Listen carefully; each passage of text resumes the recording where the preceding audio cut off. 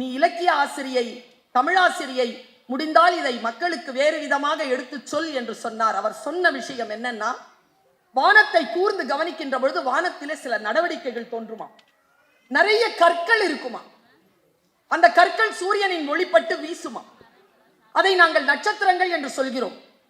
அந்த நட்சத்திரங்களில் திடீர் என்று ஒரு சிறிய அதிர்வு தோன்றுகின்ற பொழுது பக்கத்தில் இருக்கும் இருட்டு பள்ளம் சில நட்சத்திரங்களை இப்படி சுப் அப்படின்னு உள்ள இழுத்துக்குமா.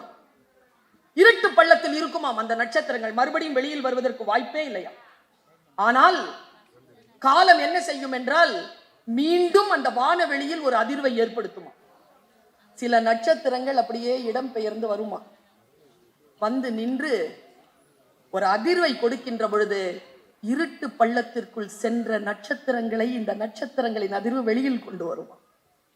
நம்மை இருட்டு பள்ளத்திற்குள் இழுக்கின்ற நிறைய வேலைகள் நடந்து கொண்டிருக்கின்ற பொழுது கவலைப்படாதீர்கள், இதோ உதயமாகி இருக்கிறது ஒரு இளம் தலைமை நமக்கு அந்த இருட்டு பள்ளத்தில் இருந்து மீண்டும் நம்மை வெளியில் கொண்டு வருவது.